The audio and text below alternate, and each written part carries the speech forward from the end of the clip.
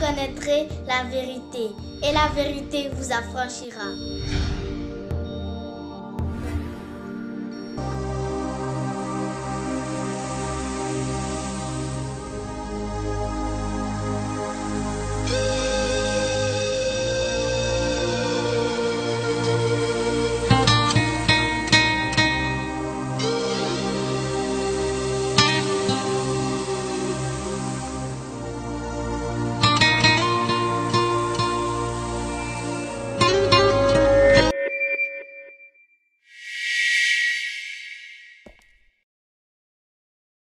Voilà, chers frères et sœurs, je vous salue tous dans le nom de notre Seigneur et Sauveur Jésus-Christ de Nazareth.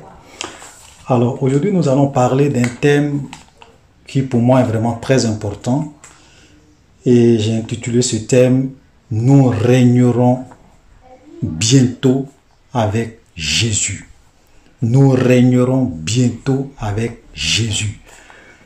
Parce qu'il est vraiment important de savoir ce qui nous attend en tant qu'enfants de Dieu.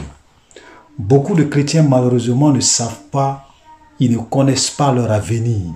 Ils ne savent pas ce que Dieu a réservé pour eux. Ils ne savent pas ce que Dieu a préparé pour eux. Ils ne savent pas vraiment à quoi leur avenir va ressembler quand Jésus va venir nous prendre. Et quand nous allons venir régner sur cette terre. Et quand nous allons aller dans le paradis, à quoi va ressembler la vie pendant le règne de 1000 ans sur terre que Jésus va venir inaugurer? À quoi va ressembler la vie quand nous allons être un jour au paradis?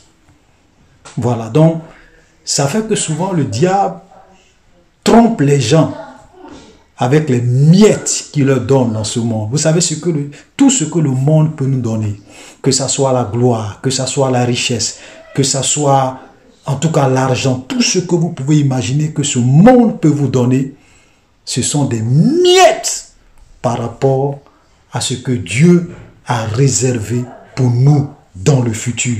Et donc nous allons essayer un peu de voir à quoi va ressembler notre règne avec le Seigneur Jésus. Donc c'est très important parce que quand on sait ce qui nous attend, quand on connaît notre avenir, quand on a une idée de ce que Dieu a réservé pour nous, ça nous donne la force, le courage de mener une vie chrétienne malgré les problèmes, malgré les difficultés, malgré tout ce que ce monde-là peut nous faire. Nous persévérons jusqu'à la fin parce que nous savons ce qui nous attend.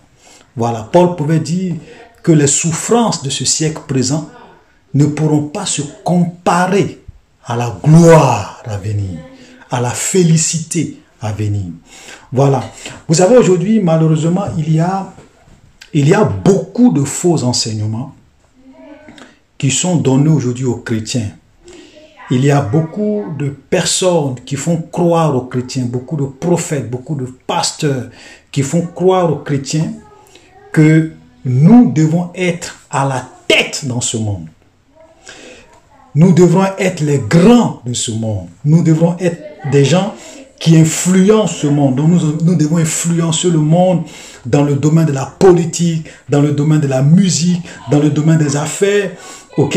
Beaucoup de pasteurs font croire aux chrétiens que nous devons prospérer, nous devons être très riches dans ce monde. Dans ce siècle présent, frère, laissez-moi vous dire que c'est de la manipulation, c'est du faux et c'est du mensonge. Parce que Jésus a été clair. Jésus a été clair. Voilà ce que le Seigneur nous dit par exemple, dans 1 Jean, le chapitre 5, le verset 19.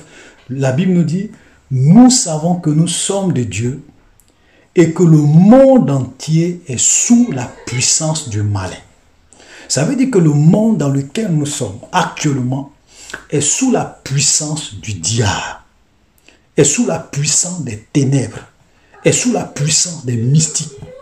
C'est pour cela que vous allez vous rendre compte que ceux qui dirigent ce monde, ceux qui sont les grands de ce monde, ceux qui occupent les postes les plus élevés dans ce monde, qui dirigent l'humanité, ce ne sont pas des chrétiens.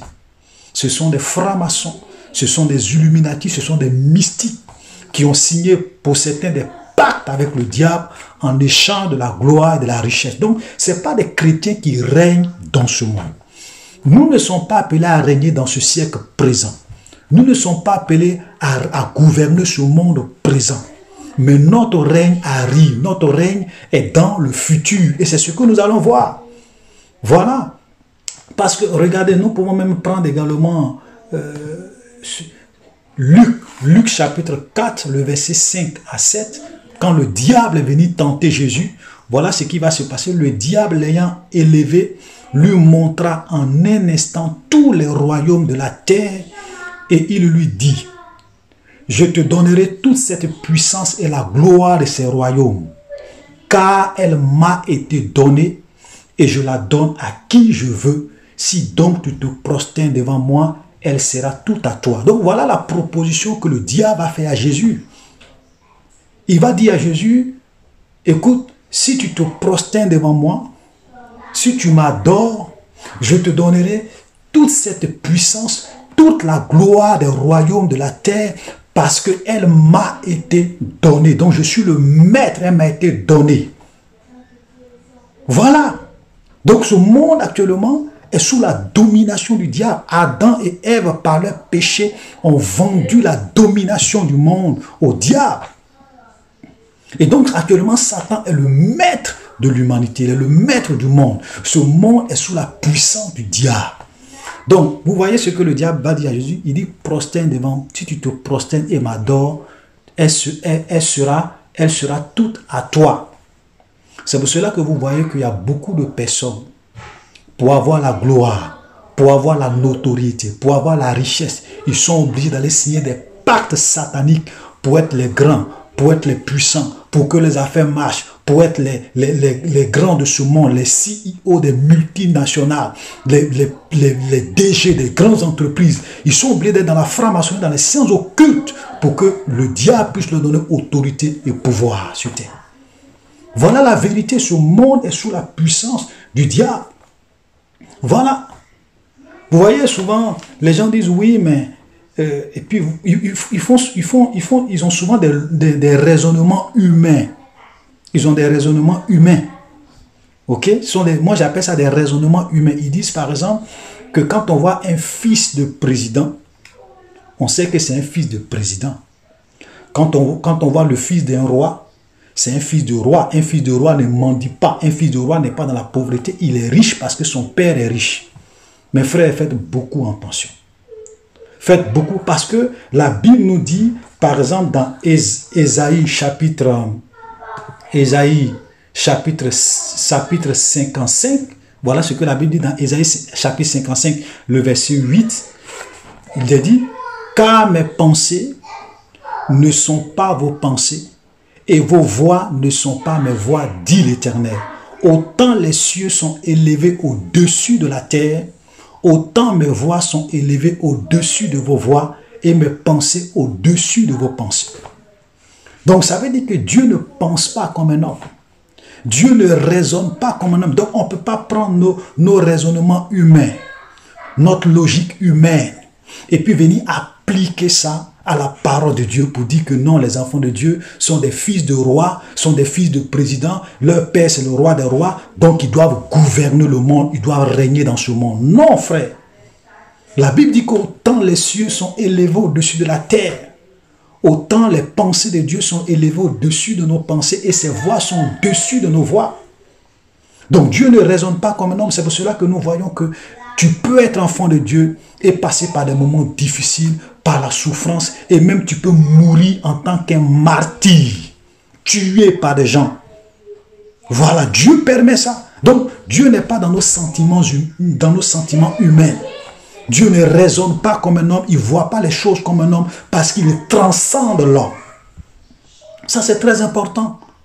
Donc, toutes ces personnes qui font croire aux chrétiens qu'on doit influencer, on doit dominer le monde, on doit avoir de l'influence dans le monde, on doit vraiment être des grands, on doit être à la tête, on doit être ceci, cela. Frère, c'est de la manipulation, c'est du mensonge.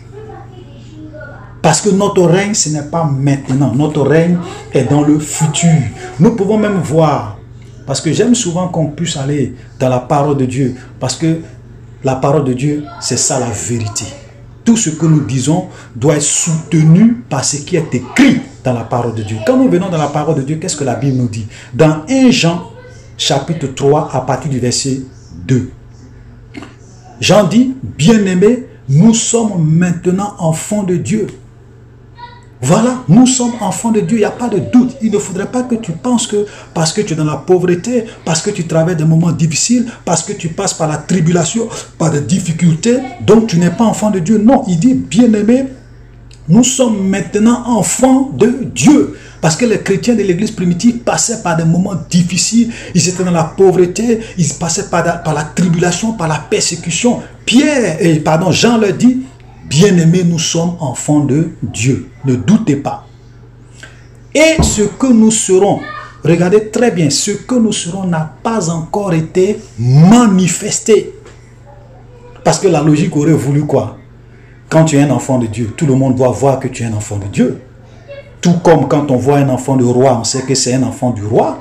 Tout comme quand on voit un enfant de président, on sait que c'est un enfant de président parce qu'il vit dans la richesse, il vit dans l'abondance, il a toutes les choses qu'il veut de ce monde.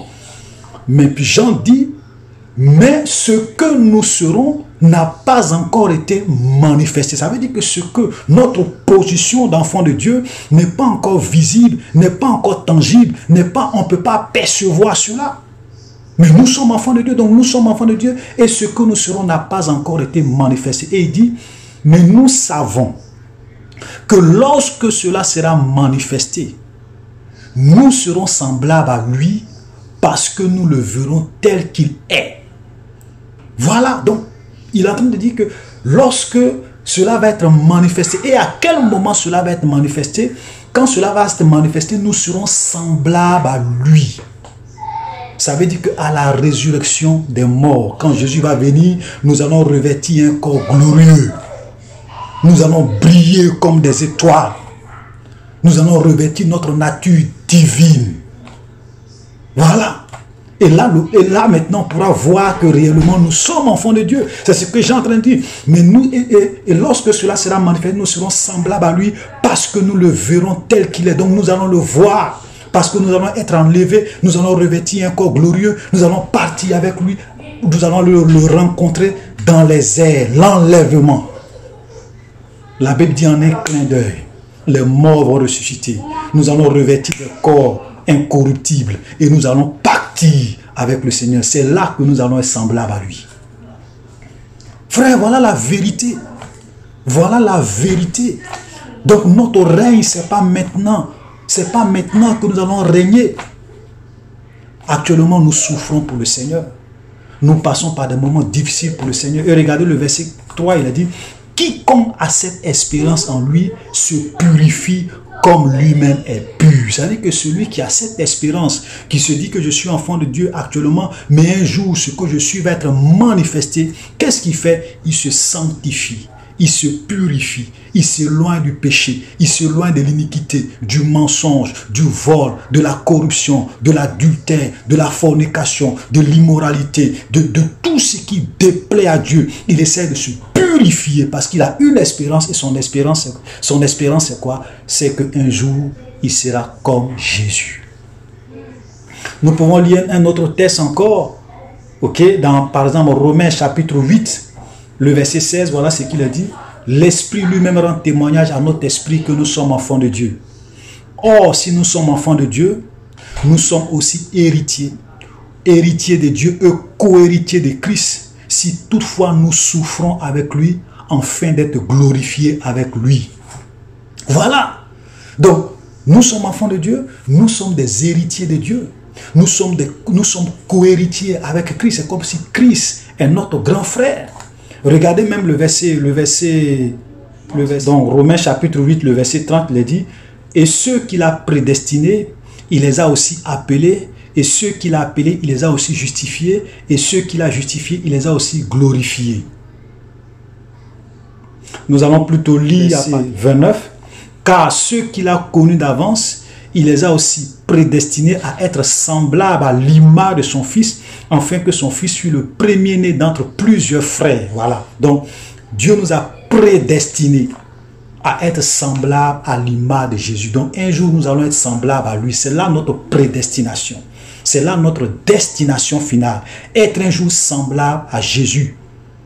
Et la Bible dit enfin que son fils fut le premier-né entre plusieurs frères. Ça veut dire que Jésus-Christ est comme notre grand frère. C'est pour cela que le texte que nous avons lu tout à l'heure dit, nous sommes co-héritiers de Christ. Jésus est comme notre grand frère. Nous sommes les petits frères, les petites sœurs de Jésus. Et nous sommes tous héritiers de Dieu. Il dit, si toutefois nous souffrons avec lui, afin d'être glorifiés avec lui. Et au verset 10, il a dit, j'estime que les souffrances du temps présent ne sauraient être comparées à la gloire à venir qui sera révélée pour nous. Donc il y a une gloire à venir qui nous attend. Ce n'est pas maintenant, mais c'est dans l'avenir. Parce qu'il y a une gloire qui sera révélée. Il y a une gloire qui sera manifestée pour nous. Voilà. Et regardez le verset du 9, il dit aussi, la création attend-elle avec un ardent désir la révélation des fils de Dieu. Ça veut dire que le monde entier attend la révélation, la manifestation des fils de Dieu. Et cette manifestation, ce n'est pas maintenant. Elle se fera lorsque Jésus va revenir nous chercher. Et lorsque nous allons venir régner cette terre pendant 1000 ans. Et nous allons voir que la nature va vraiment voir la révélation des fils de Dieu. Nous allons en parler tout à l'heure. Donc, ce n'est pas maintenant. Donc, toutes ces personnes qui nous font croire que oui, nous devons régner, nous devons gouverner, nous devons impacter le monde, frère, c'est de la manipulation. Notre règne, ce n'est pas maintenant. Notre règne est dans le futur. Voilà. Voilà. Et je vais... Est-ce que vous savez que Jésus a refusé d'être roi sur cette terre? Nous allons prendre un test dans... Un test où Jésus a refusé d'être roi. Jésus a refusé. Nous allons prendre Jean chapitre 6 à partir du verset 14. Dans ce texte, Jésus va faire la multiplication du pain. Et plus de 5000 hommes vont être nourris. Là, on ne compte même pas les enfants, les femmes. Mais 5000 hommes vont être nourris. Et regardez, la Bible dit, au verset 14, les gens ayant vu le miracle que Jésus avait fait, disaient, celui-ci est vraiment le prophète qui doit venir sur la terre. Et Jésus, sachant qu'il allait venir l'enlever pour le faire roi, il se retira de nouveau sur la montagne, lui seul. C'est-à-dire que quand les gens ont vu ce miracle, ils voulaient venir prendre Jésus pour l'établir roi. Mais la Bible dit que Jésus va se retirer. Voilà. Parce que Jésus pouvait accepter d'être roi. Pour impacter le monde, pour influencer les gens, pour donner des ordres, pour faire des miracles, pour que tout le monde vraiment vienne se prosterner devant lui. Mes frères, chaque chose en son temps avec Dieu. Dieu est le maître des temps et des circonstances. Dieu n'agit pas dans la précipitation. Chaque chose en son temps. La Bible dit qu'il y a un temps pour toutes choses. Donc, c'est vrai, nous allons régner un jour dans ce monde. Mais ce n'est pas maintenant. Donc, il ne faudrait pas qu'on se laisse tromper, qu'on se laisse biaiser. Donc, notre règne arrive, frère. Notre règne arrive. Et ce règne-là, j'ai envie de dire, nous allons commencer à manifester ça lorsque, comme je le disais tout à l'heure, lorsque Jésus va venir nous enlever. Parce que la Bible dit que quand Jésus va venir nous enlever, nous allons revêtir un corps glorieux. Ok? Et même quand nous lisons par exemple dans Apocalypse, vous voyez, qui prouve que nous allons régner dans le futur. Regardez dans Apocalypse chapitre 2, le verset 26, il dit, voilà ce que le Seigneur dit, à celui qui vaincra et qui gardera jusqu'à la fin mes œuvres, je donnerai autorité sur les nations. Donc un jour, nous allons avoir autorité sur les nations. C'est nous qui allons gouverner les nations. Quand Jésus va venir établir son règne de 1000 ans sur la terre. Parce que je vous donne rapidement un résumé. Jésus va venir nous prendre, nous allons être enlevés, nous allons aller avec lui dans le ciel. Et pendant ce temps, sur cette terre, il aura le règne de l'Antichrist. Et à la fin du règne de l'Antichrist, il y aura une guerre qu'on appelle la guerre d'Armageddon, où le Seigneur va descendre avec tous les saints. En ce moment-là, on aura fini de faire les noces de l'agneau dans le ciel. Donc, on va descendre sur la terre. Et quand on va descendre sur la terre, on va réellement détruire le gouvernement mondial, le gouvernement du diable, le fils du diable, l'antichrist. Et Jésus va établir son règne sur la terre. Et nous allons commencer avec Jésus un règne de 1000 ans. Ça veut dire que cette terre sur laquelle nous sommes, nous allons régner pendant 1000 ans sur cette terre. Avant le jugement dernier, avant la fin. Et à la fin de ce règne de 1000 ans, la Bible dit que le diable encore va être relâché de sa prison. Et il va essayer d'organiser une rébellion. Et cette rébellion encore va se solder par un échec. Et après cet échec, nous allons avoir le jugement dernier. Où tout le monde, tous ceux qui ont vécu dans ce monde, depuis Adam jusqu'à la fin du règne de 1000 ans, tous ceux qui sont morts vont revenir à la vie et ils vont être jugés. Donc il y aura deux types de résurrection. Il y aura la résurrection des justes et il y aura la résurrection des morts pour le jugement final. Et après le jugement final, nous allons maintenant entrer dans l'éternité où Dieu va créer un nouveau monde, une nouvelle terre et un nouveau cieux. Voilà où nous allons réellement vivre dans la nouvelle Jérusalem éternellement.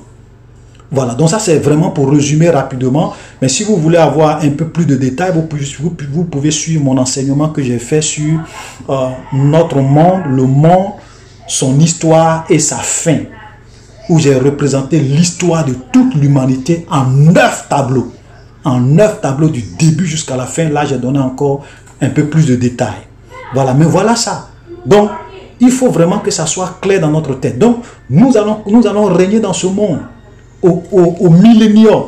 Ok, donc là, Jésus dit à celui qui vaincra et qui gardera jusqu'à la fin mes œuvres, je donnerai autorité sur les nations. Il les pètera avec une veille de fer, comme on brise les vases d'argile, ainsi que moi-même j'en ai reçu le pouvoir de mon Père. Donc nous allons régner.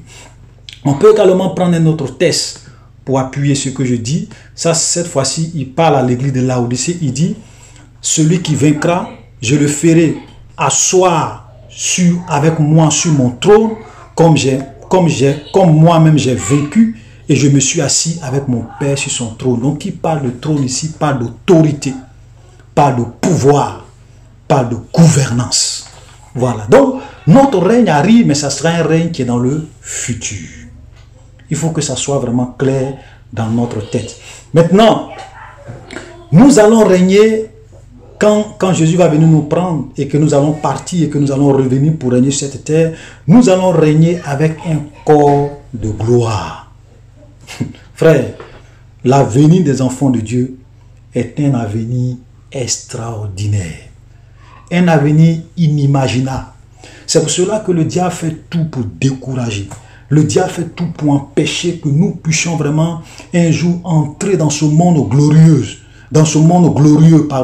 Que le Seigneur a réservé pour nous. Notre avenir est extraordinaire. Donc nous allons revêtir un corps glorieux. Et ce corps, je vais parler un peu de ce corps, des caractéristiques de ce corps. Voilà, des caractéristiques de ce corps. D'abord, ce corps aura la capacité de disparaître et de réapparaître. Et nous voyons un exemple avec notre Seigneur Jésus. Ok? Quand Jésus est ressuscité, la Bible dit qu'il y avait 2 disciples qui partaient dans un village, Emmaüs. Ok? Dans Luc 24, le verset 30, il dit, pendant qu'il était à table avec eux, il prit le pain et après avoir rendu grâce, il le rompit et le leur donna.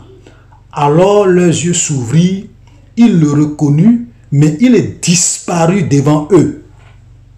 C'est-à-dire que quand ils vont reconnaître Jésus, Jésus va disparaître devant eux. Jésus est là et puis il disparaît. Et nous voyons dans d'autres épîtres où ils étaient là et puis Jésus est apparu au milieu d'eux. La porte était fermée, tout était fermé, ils n'ont pas eu besoin d'aller ouvrir la porte. Jésus est apparu au milieu d'eux. Frère, voilà le corps que nous allons avoir un jour. Un corps qui aura la capacité de disparaître et de réapparaître. Un corps qui va briller. Également, une autre caractéristique, c'est que ce corps-là sera un corps brillant. Un corps un corps de gloire. C'est-à-dire qu'il aura une gloire qui va émaner de ce corps. Ok, un corps sans cicatrice. Nous pouvons, quand nous lisons par exemple dans Daniel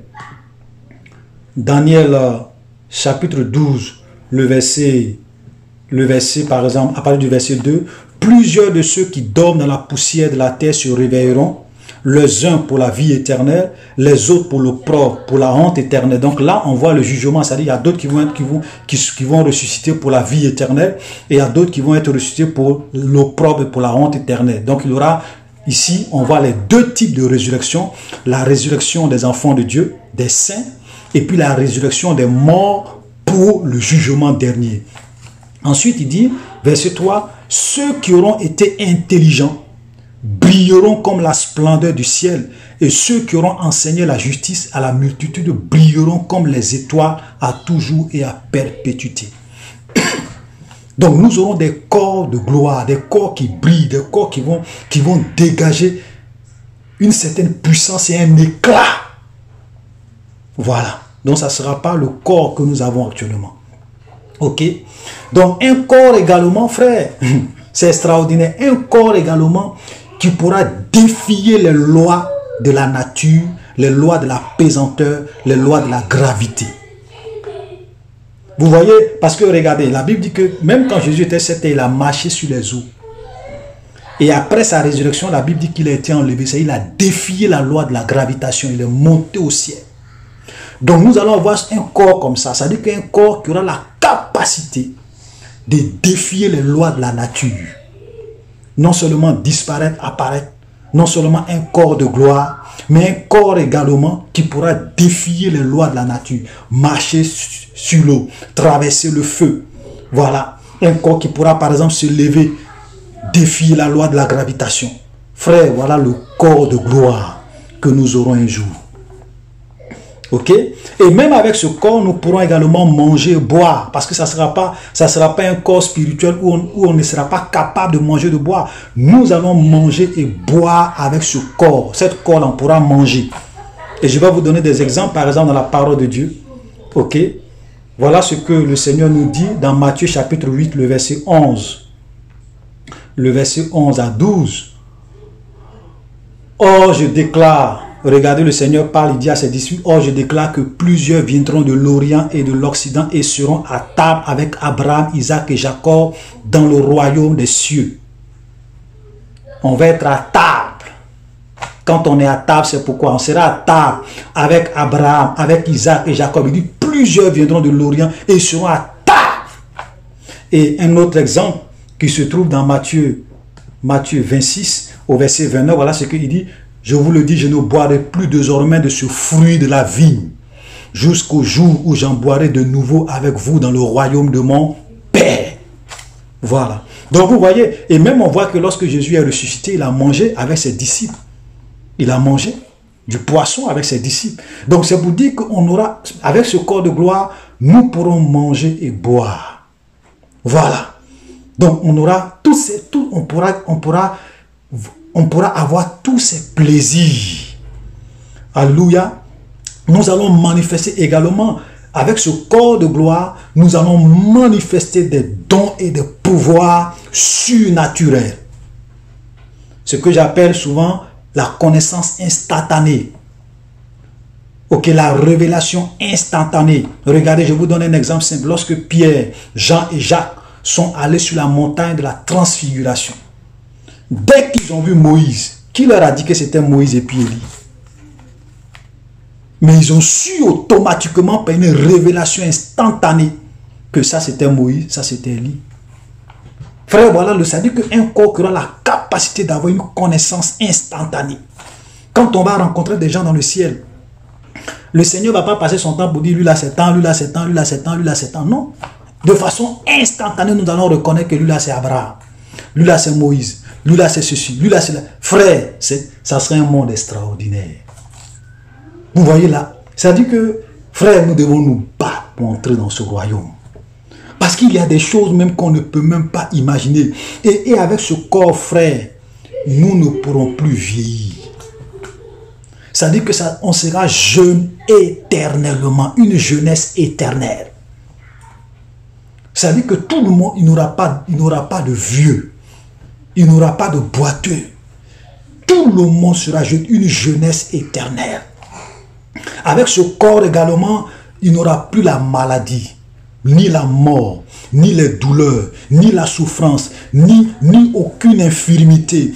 Plus de péché, c'est-à-dire qu'un corps qui sera dégagé de toutes sortes de souffrances que nous expérimentons dans ce monde.